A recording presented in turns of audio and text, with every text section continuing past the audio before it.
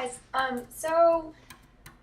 you guys asked me how I curl my hair, and I'm gonna show you how I curl my hair. Depending on your hair, I go one day without washing it, and then usually the curl holds better, but if it doesn't matter to you, you can just wash it and curl it. But make sure that it's completely dry, no moisture in your hair. And first of all, you're gonna brush out your hair. So part your hair. And what I like to do is I start from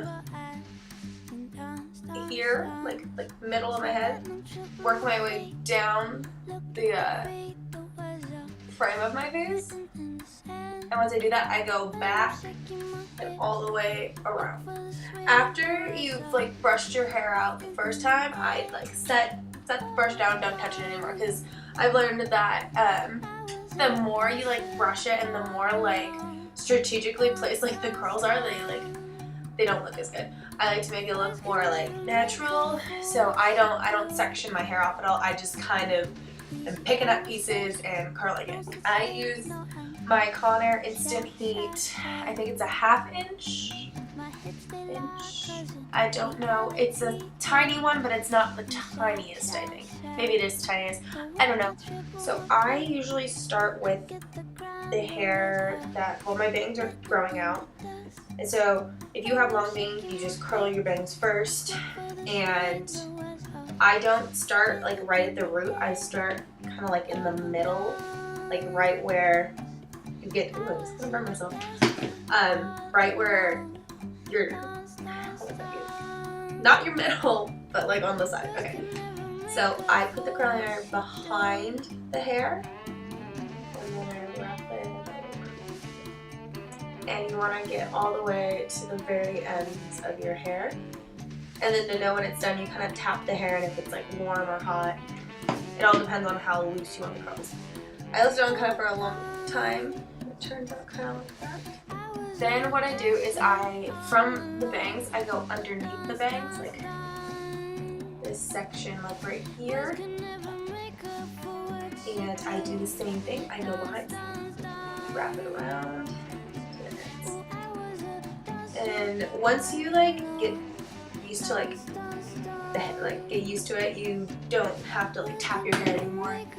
Just kind of to figure it out. If you want, just take the piece, go ahead, wrap it around, start counting 1, 2, 3, 4. About 4 seconds usually it starts to get hot, and then you let it go. Once you've done the hair close to your face, you can kind of go crazy with the rest of it. When I'm doing the hairs on the top of my head, I usually like to start what I did with my bangs. I don't start right at the roots. I start kind of in the middle. That way your hair is not super curly on top and is sticking up. I found that works better.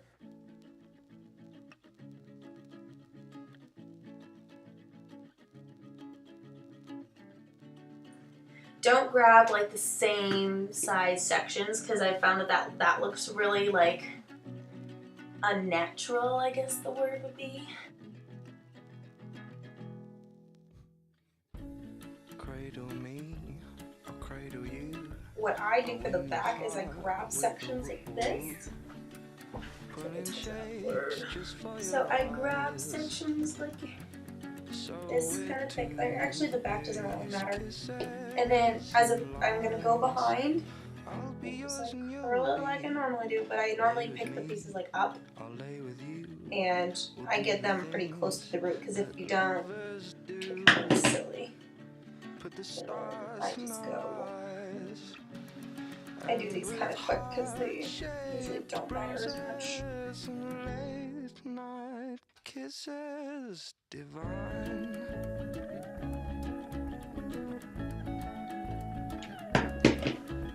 Okay, now that the back is all done, so I don't know if you noticed, but when you are curling the side of your hair, it's the left side, I think it's the left side, curling iron will be down when you're wrapping it.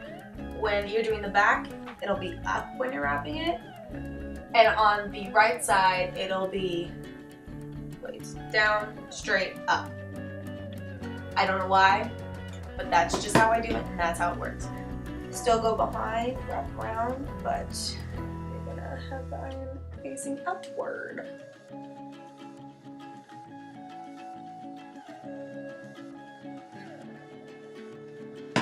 And then all that is left is your hair close to your face, which, you know from before, we start at the top and work our way down to our ear.